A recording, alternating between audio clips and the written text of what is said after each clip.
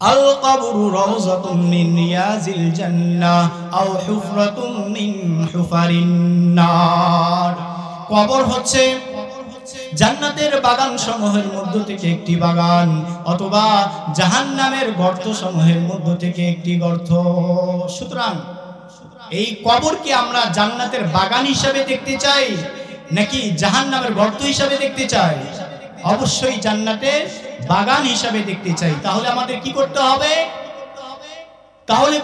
ওই আল্লাহ রাব্বুল আলামিন আমাদের যে নির্দেশ দিয়ে পাঠাইছেন, আমাদেরকে যে ফরমান দিয়ে পাঠাইছেন, ওমা খালাকাতুল জিন্না ওয়াল ইনসা ইল্লা লিয়াবুদুন, দুনিয়াতে আসার একটাই উদ্দেশ্য, তা হচ্ছে তার গোলামি করা, তা হচ্ছে তার ইবাদত করা। কথা বলেন ঠিক কি না? সম্মানিত হাজিরিন, ওই কবরের জিন্দেগিতে ঈমানওয়ালা যদি আমি পরিপূর্ণ না হয়ে যেতে পারি, কবর আমাকে চিনবে না, কবর আমাকে চিনবে না।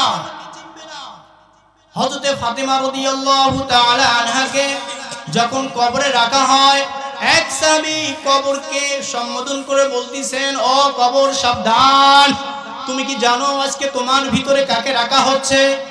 ও কবর শুনে নাও, তোমার ভিতরে আজকে রাসূল আরবী সাল্লাল্লাহু আলাইহি ওয়াসাল্লামের কলিজার টুকরা মেয়ে ফাতেমাকে রাখা হচ্ছে। ওগো কবর সাবধান হয়ে যাও, তুমি তার সাথে কোনো প্রকার বেয়াদবি করো না। দ্বিতীয়বার আবার ডেকে ডেকে বলতিছে, ও কবর তুমি কি জানো আজকে তোমার ভিতরে কাকে রাখা হচ্ছে? আজকে তোমার ভিতরে রাখা হচ্ছে জান্নাতের যুবকদের সর্দার হযরতে হাসান এবং হুসাইনের মাকে। সুতরাং ও কবর সাবধান, তুমি এই হাসান হুসাইনের মার সাথে কোনো প্রকার বেয়াদবি করিও না। তৃতীয়বার ওই সাহাবী কবরকে আবার ডেকে ডেকে বলেন, ও কবর সাবধান, তুমি কি জানো আজকে তোমার ভিতরে কাকে রাখা হচ্ছে? আজকে তোমার ভিতরে রাখা হচ্ছে হযরতে আলী রাদিয়াল্লাহু তাআলা আনহুর সহধর্মিণীকে। সুতরাং সাবধান, ও কবর তুমি তার সাথে বেয়াদবি করিও না। চতুর্থবার ওই সাহাবী কবরকে ডেকে ডেকে বলে, ও কবর সাবধান, তুমি কি জানো আজকে তোমার ভিতরে কাকে রাখা হচ্ছে? ও কবর আজকে তোমার ভিতরে রাখা হচ্ছে জান্নাতের মহিলাদের সর্দারনী হযরতে ফাতেমা রাদিয়াল্লাহু আনহাকে। সুতরাং ও কবর সাবধান হয়ে যাও, তুমি কোনো প্রকার তার সাথে বেয়াদবি করিও না। এইবার কবর আল্লাহ রাব্বুল আলামিনের পক্ষ থেকে জবান খুলে বলে, ও ভাই তুমি কি বলো আমি নবীর মেয়ে ফাতেমাকে চিনি না, আমি হাসান হুসাইনের মাকে চিনি না, আমি আলীর বউকে চিনি না, আমি জান্নাতের সর্দারিনী মহিলাদের সর্দারিনী ফাতেমাকে চিনি না। ও ভাই শুনে রাখো, আমি তো চিনি তাকে যে আমার কাছে আমল নিয়ে আসবে। সুতরাং আমার ভিতরে যদি ভালো ব্যবহার কেউ পেতে চায়, তাহলে আমার খোরাক নিয়ে আসতে হবে, নেক আমল নিয়ে আসতে হবে। নেক আমল যদি আমার ভিতরে কেউ নিয়ে আসে, তাহলে সেই ক্ষেত্রে আমার ভিতরে যত সহমর্মিতা রয়েছে, যত প্রকার আমার ভিতরের আদর সোহাগ রয়েছে, যাবতীয় সহমর্মিতা, যাবতীয় আদর সোহাগ দিয়ে আমি তাকে ভরপুর করে রাখবো। বলেন সুবহানাল্লাহ। আর যদি আমার ভিতরে আমার খোরাক নিয়ে যদি কেউ না আসে, গুনার আমলনামা নিয়ে যদি আমার কাছে হাজির হয়, ও ভাই শুনে রাখো, আমি কাউকে চিনব না, কাউকে চিনব না। আমি ওই মানুষের জন্য, ওই ব্যক্তির জন্য বড় দুশমনে পরিণত হয়ে যাব। আল্লাহু আকবার। আল্লাহ রাসূল সাল্লাল্লাহু আলাইহি ওয়াসাল্লাম বলেন, আখিরাতের মঞ্জিলগুলোর মধ্য থেকে সর্বপ্রথম মঞ্জিল হচ্ছে এই কবর। সুতরাং এই কবরের আযাব থেকে যে মুক্তি পাবে, পরবর্তী মঞ্জিলগুলো, পরবর্তী ধাপগুলো তার জন্য সহজ হয়ে যাবে। আর প্রথম ধাপে এই কবরে যদি কেউ আটকা পড়ে যায়, কবরের আযাবে যদি কেউ গ্রেফতার হয়ে যায়, পরবর্তীতে প্রত্যেকটা ধাপ তার জন্য কঠিন হয়ে যাবে, প্রত্যেকটা ধাপে সে ধরা খাবে। সকলে বলি নাউযুবিল্লাহ। এজন্য সম্মানিত হাজিরিন, এই কবর নিয়ে আমার যে চিন্তা করতে হবে। আমি আজকে আছি, আল্লাহ তাআলা 50-60 বছর আমাকে হায়াত দিয়েছেন, এই হায়াত যখন আমার থেকে ফুরিয়ে যাবে, আমি কোথায় যাব? ও ভাই, মানুষ তার নিজের পরিচয় পাওয়ার জন্য বেশি আলোচনার প্রয়োজন হয় না, বেশি কোরআন হাদিসের জ্ঞান থাকা প্রয়োজন হয় না। মানুষ যদি শুধু 3টা জিনিস ফিকির করে, তাহলে অটোমেটিকলি সে নিজের জাতের পরিচয় পেয়ে যাবে। সে কেন দুনিয়াতে এসেছে, আল্লাহ তাআলা তাকে দুনিয়াতে পাঠানোর উদ্দেশ্য কি, অটোমেটিকলি সে জানতে পারবে। এক নাম্বার, সে যদি চিন্তা করে আমি ছিলাম কোথায়, দুনিয়াতে যে আমি এখন বর্তমানে আছি, এই দুনিয়াতে আসার আগে আমি ছিলাম কোথায়, বর্তমানে যে আমি দুনিয়াতে আছি, এই দুনিয়ার পরে আমি যাব কোথায়, এই তিনটা প্রশ্ন যদি কেউ নিজেকে করতে পারে, ওই লোকের দ্বারা দুনিয়ার মধ্যে কোনো গুনাহ সংগঠিত হওয়া সম্ভব নয়। কথা বলেন ঠিক কিনা? এজন্য সম্মানিত হাজরিন, নিজেকে চিনতে হবে আল্লাহ তাআলা আমাকে কেন দুনিয়াতে পাঠাইলেন। আল্লাহ তো লিডারগিরি করার জন্য আমাকে দুনিয়াতে পাঠান নাই, আল্লাহ তো গুনাহ করার জন্য দুনিয়াতে আমাকে পাঠান নাই, আল্লাহ তো আমার বোনের হক মেরে খাওয়ার জন্য দুনিয়াতে পাঠান নাই, আল্লাহ তো কারোর সাথে দুর্নীতি করার জন্য আমাকে দুনিয়াতে পাঠান নাই। আল্লাহ কেন পাঠাইছেন ক্লিয়ার আল্লাহ রাব্বুল আলামিন আমাদেরকে জানিয়ে দিচ্ছেন, ওয়ামা খালাকতুল জিন্না ওয়াল ইনসা ইল্লা লিয়াবুদুন।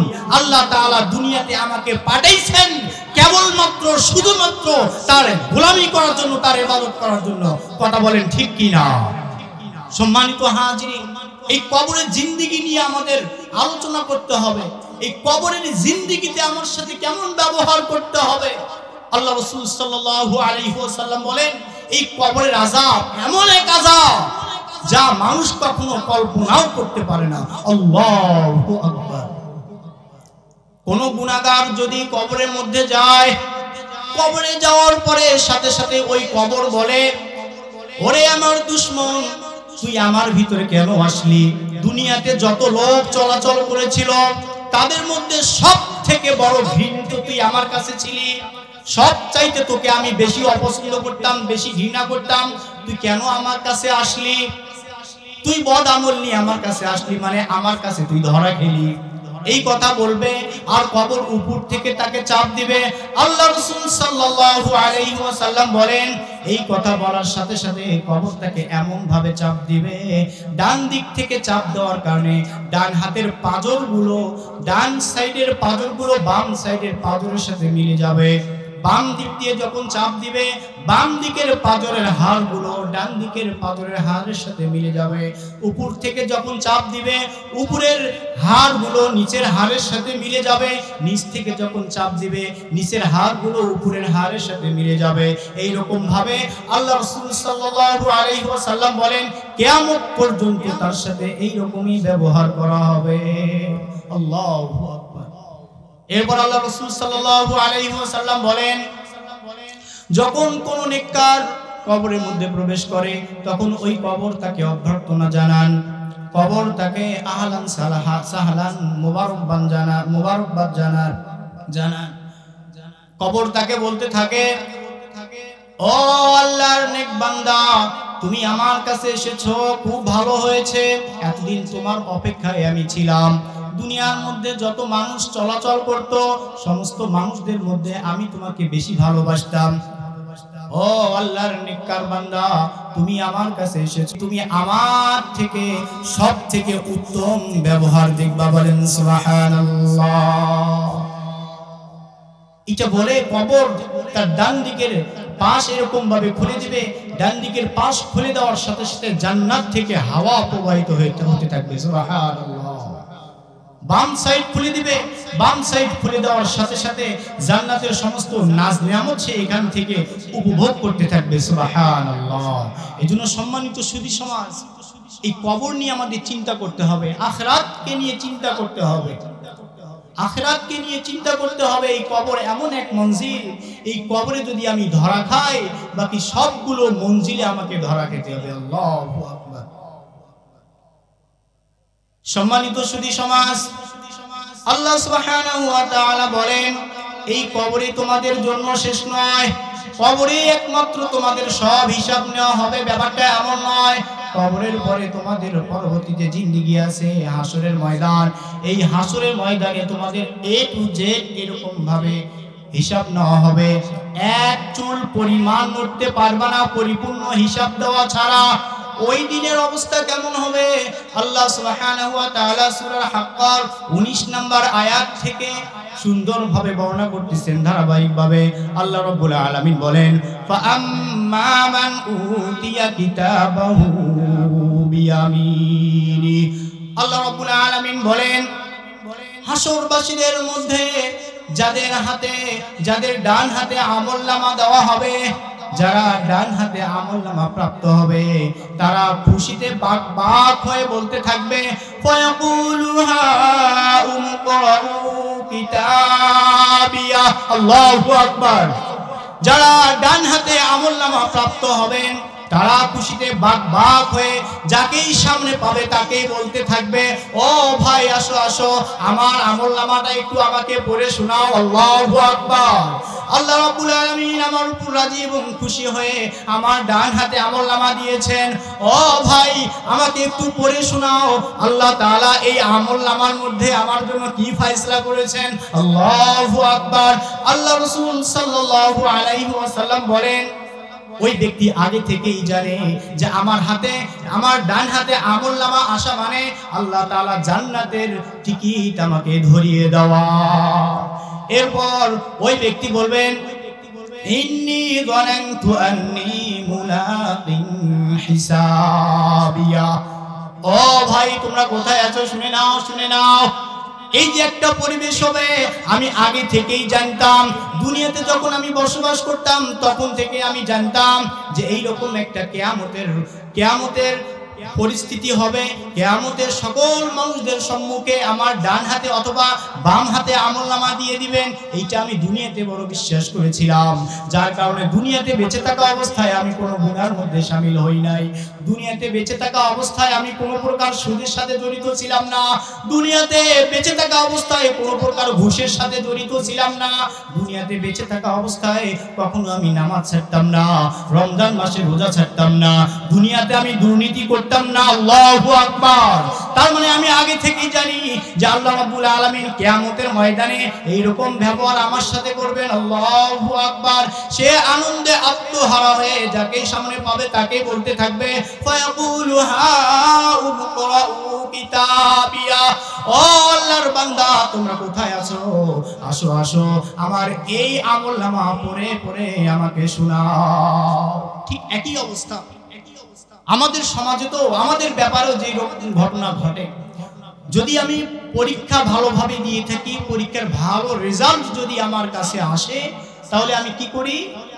আমি আবেগে খুশিতে আত্মহারা হয়ে বাক হয়ে যাকে আমি সামনে পাই তাকে বলি, ভাই দেখো দেখো আমার সার্টিফিকেট দেখো, ও ভাই দেখো আমার মার্কশিট দেখো, আমার রেজাল্ট দেখো।